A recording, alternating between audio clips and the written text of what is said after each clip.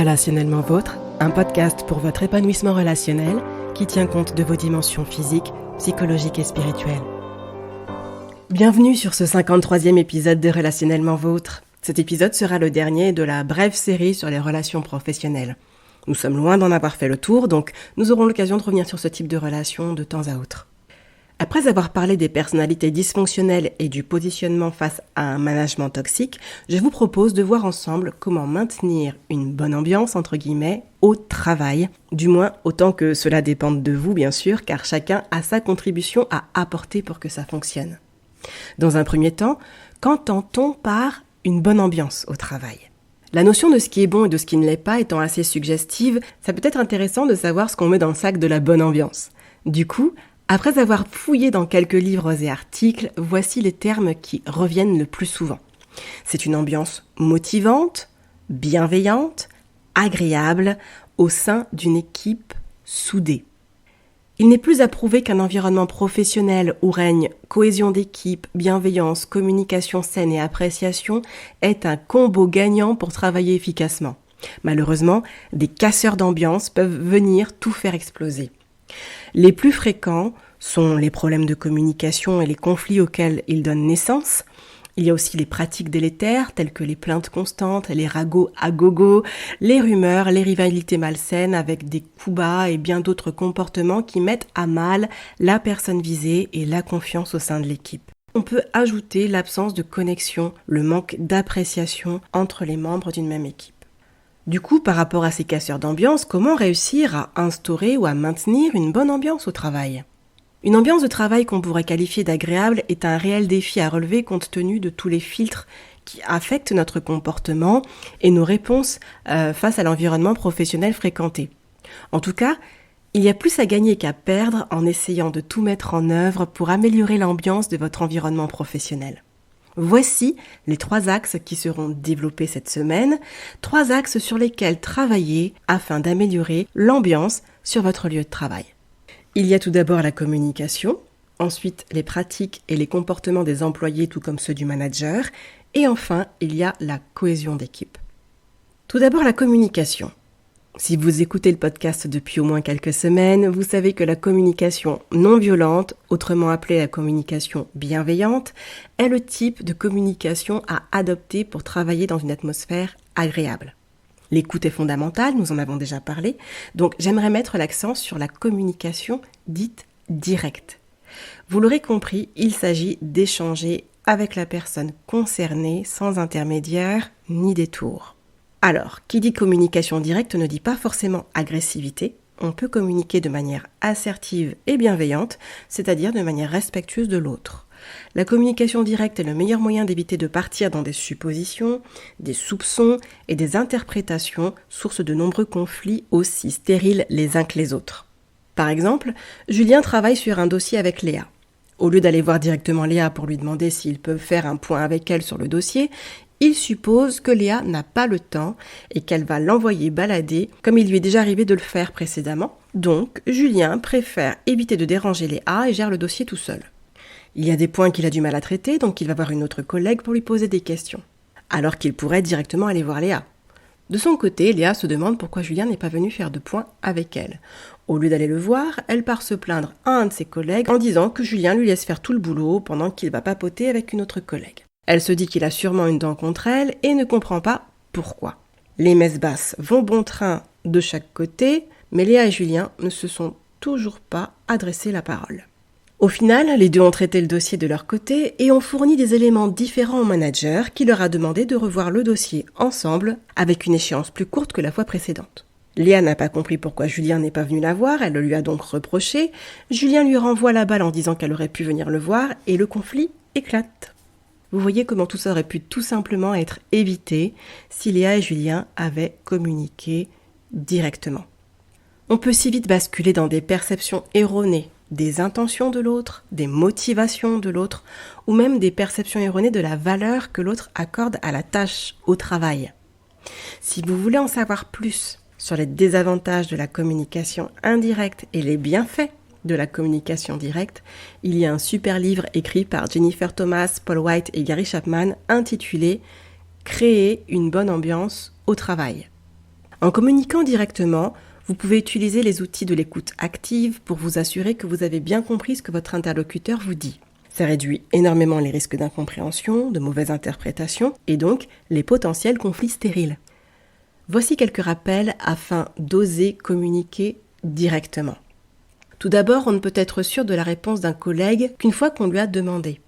Se baser sur les expériences passées pour déduire, anticiper ou supposer sa réponse n'est en aucun cas une garantie. Ça offre une tendance, une probabilité de réponse, mais on peut toujours être surpris par un changement de manière positive ou négative d'ailleurs. Ce n'est pas parce qu'un collègue a l'habitude de vous dire oui qu'il ne répondra pas non ce jour-là et inversement. Communiquer directement offre de la clarté dans l'échange et de la confiance dans la relation. Moins il y a d'intermédiaires, plus le message est tel que vous vouliez le communiquer. Et moins il y a de commérage, plus l'environnement professionnel est rassurant. La confiance, l'authenticité, la vulnérabilité peuvent s'installer. Enfin, un dernier rappel, c'est que vous n'avez pas besoin de messager. Il est plus facile d'assumer ce que vous avez dit plutôt que d'assumer ce qu'un autre a rapporté de vos propos, n'est-ce pas ? En plus d'une communication bienveillante et directe, l'amélioration de l'ambiance au travail peut aussi passer par les pratiques et les comportements adoptés. Là-dessus, chacun voit midi à sa porte, aucun comportement n'est interdit ni aucune pratique, disons juste que certains d'entre eux cassent l'ambiance et donc vont la rendre moins agréable, quoi. Par exemple, les moqueries, les plaintes, les critiques, les rumeurs, les cris, les guéguerres, les coups bas sont tout autant d'attitudes négatives qui polluent l'atmosphère de travail. Chacun étant responsable de son propre comportement, il ne s'agit pas d'aller reprendre les autres sur le leur, à moins d'en avoir la responsabilité.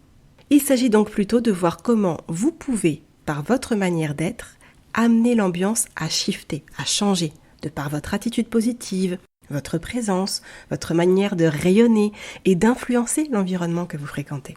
Il y a des personnes qui transpirent la joie de vivre, par exemple, et qui amènent de la positivité partout où elles sont. Il y en a d'autres qui imposent un respect tel que le calme règne dans la pièce où elles se trouvent. Et puis il y a des personnes qui savent motiver les troupes à bosser dans la bonne humeur. Un dernier exemple, il y a des personnes qui savent travailler dans l'entraide, la coopération plutôt que la rivalité et la compétition, parce qu'elles ne cherchent pas à être meilleures que les autres.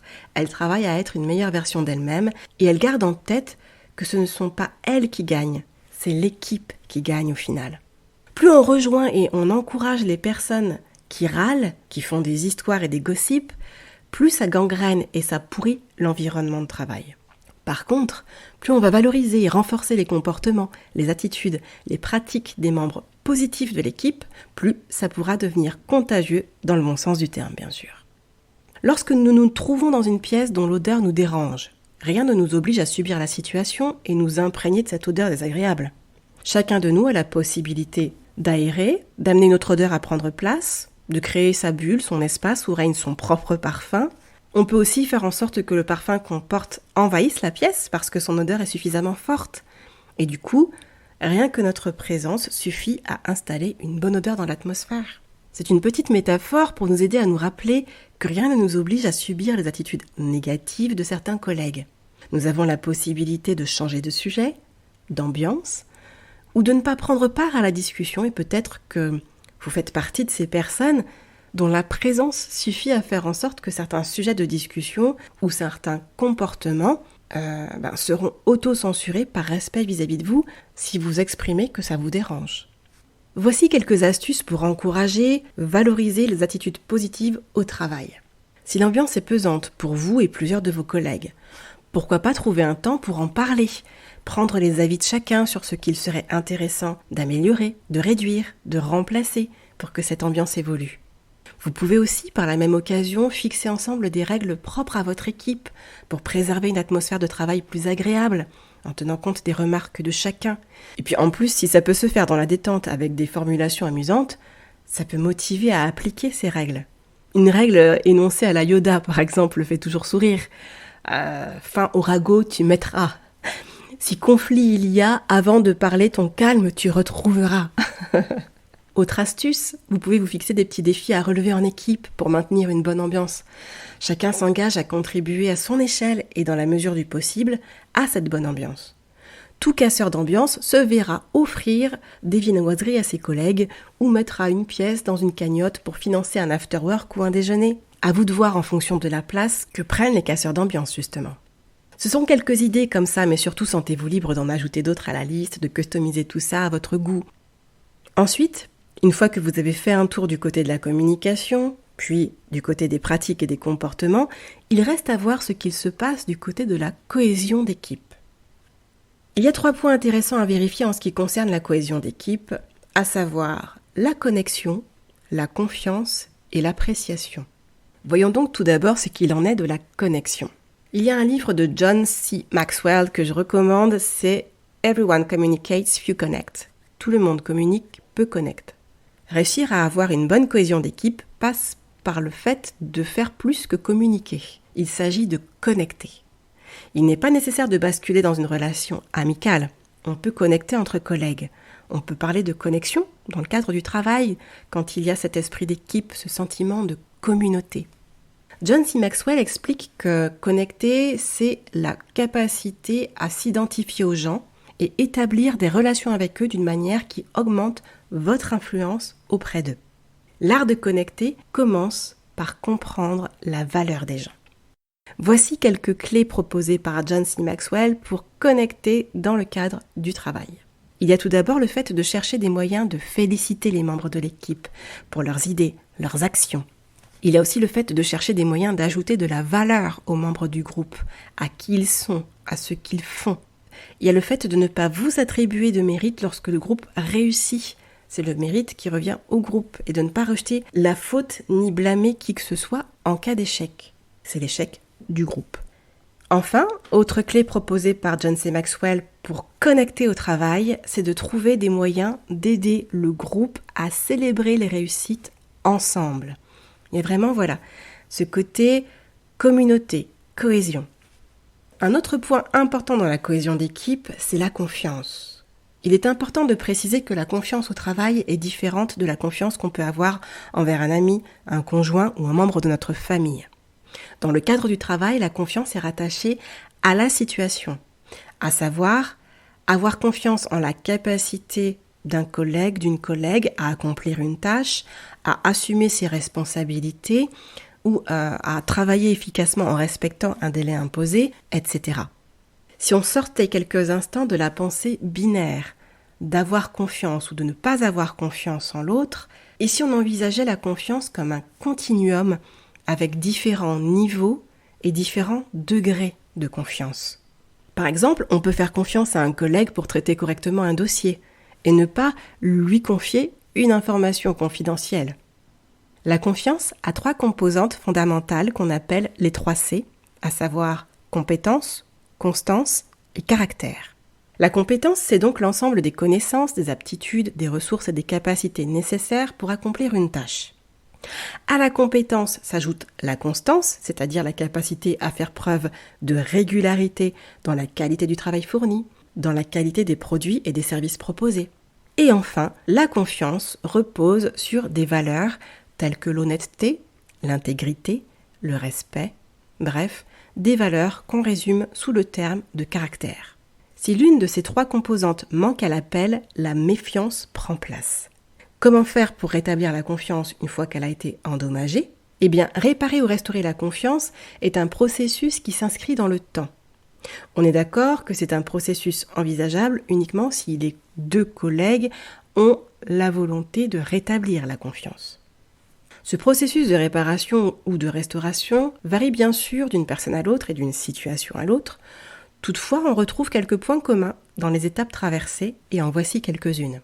Avant toute chose, vous aurez besoin de définir et d'examiner la nature de la relation entretenue, le type de relation entretenue. Est-ce un collègue de votre équipe ?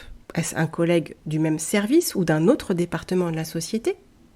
Est-ce un subordonné, un supérieur direct ou un membre de la direction ? Donc un N+2, 3 et autres. Cette première étape est essentielle car elle va déterminer la forme donnée aux étapes suivantes. Quand la confiance a été endommagée, la suite logique, c'est une présentation d'excuses envers la personne dont la confiance a été ébranlée. Puis, cette personne va cheminer à son rythme pour réussir à se libérer de toute rancune. Tant qu'il y a de la rancune, c'est compliqué de pouvoir restaurer de la confiance. Enfin, accorder à nouveau sa confiance passe par un travail de réparation à travers des actes. Dans un premier temps, il sera nécessaire d'identifier clairement la situation ou les situations dans lesquelles il vous est difficile de faire confiance à votre collègue. Ou là, les situations dans lesquelles il est difficile pour votre collègue de vous faire confiance. Vous pourrez ainsi en parler entre vous afin de voir de quelle manière résoudre le problème. Ça peut être de faire en sorte de développer certaines compétences.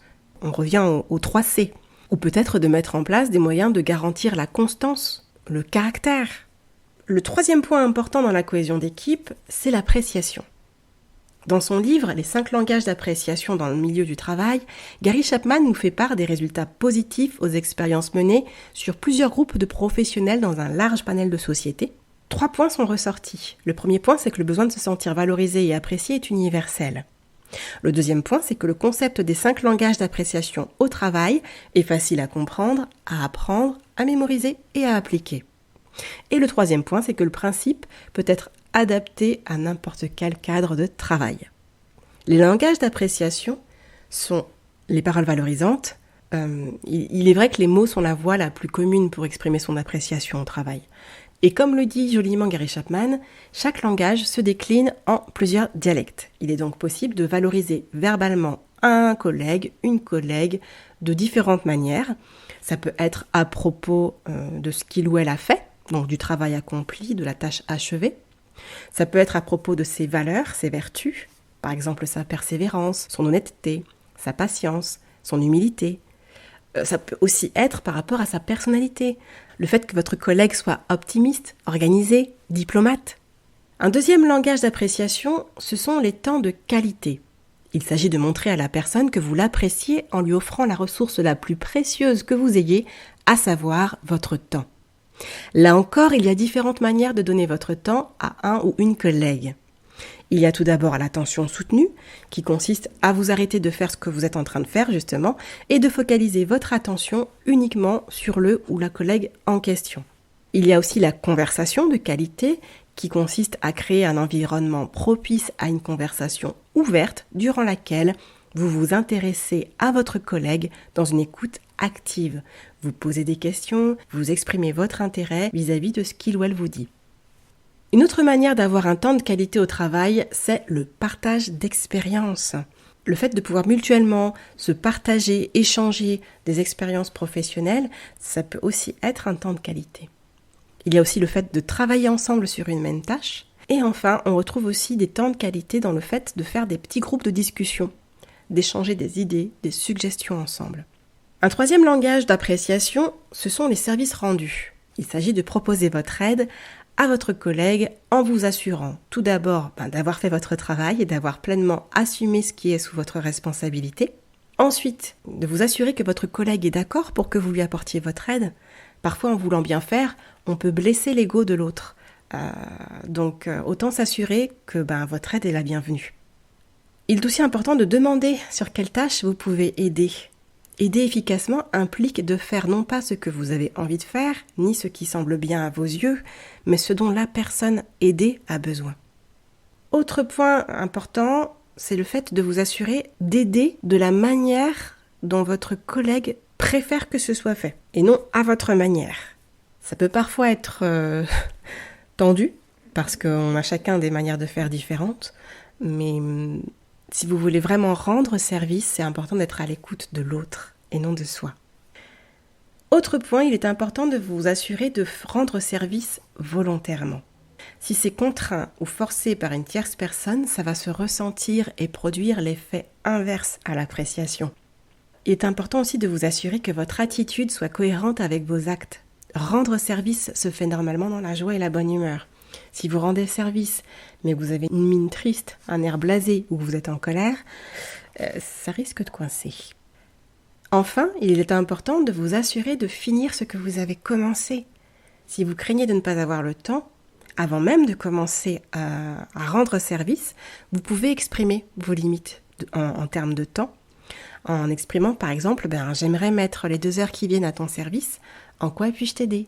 Comme ça, la personne sait qu'au bout de 2 heures, vous allez vous arrêter, mais vous n'allez pas laisser les choses en plan. C'est juste que, vous avez tenu votre engagement de lui rendre service pour ces 2 heures et que vous ne pouvez pas aller plus loin. Le 4e langage d'appréciation, ce sont les cadeaux tangibles.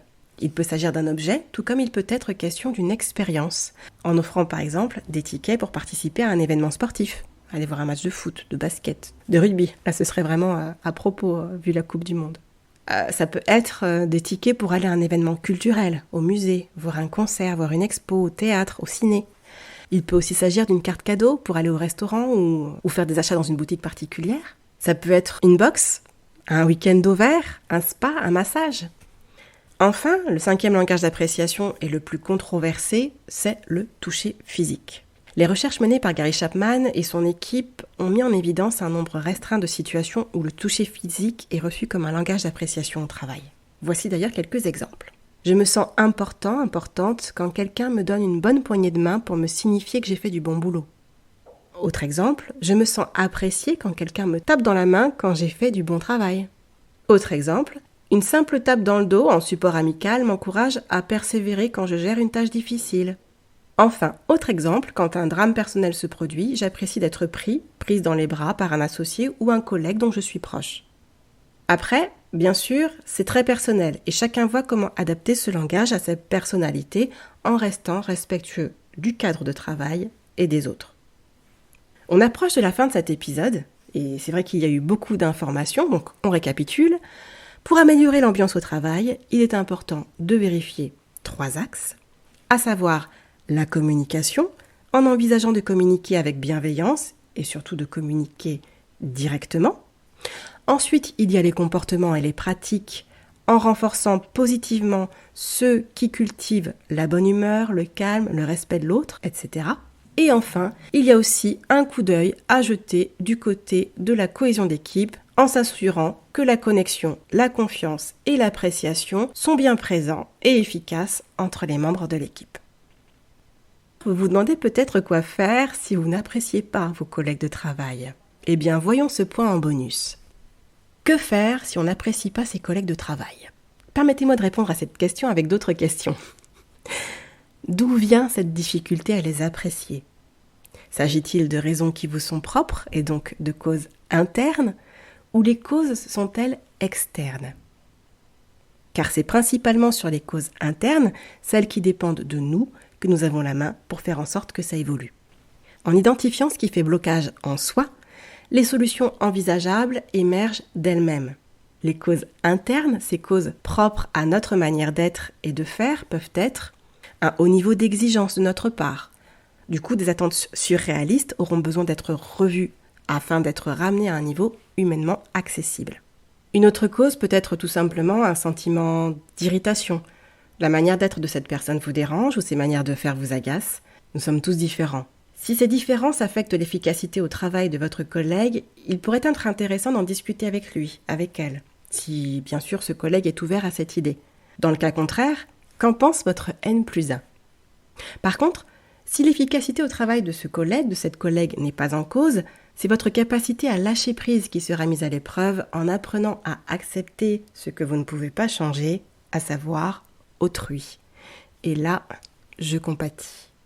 Une autre cause peut être un ensemble d'a priori qui se sont mélangés à des oui-dire qui vous amènent à vous faire une représentation négative du collègue ou de la collègue en question. En apprenant à le connaître, à la connaître, vous pourriez découvrir qu'il y a un écart entre l'image que vous en avez et la réalité de qui cette personne est. Voilà, ce 53e épisode du podcast est terminé. Comme vous le savez, vos questions concernant l'épisode sont les bienvenues. Vous pouvez les envoyer par mail à l'adresse relationnellementvôtre@gmail.com.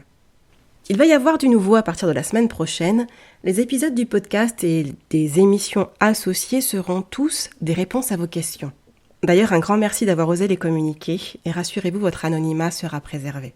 On se retrouve donc la semaine prochaine avec un nouvel épisode de questions de connexion. Et j'en dis pas plus car vous découvrirez directement la question posée par l'un d'entre vous la semaine prochaine. À très vite et surtout, prenez bien soin de vous. Relationnellement vôtre.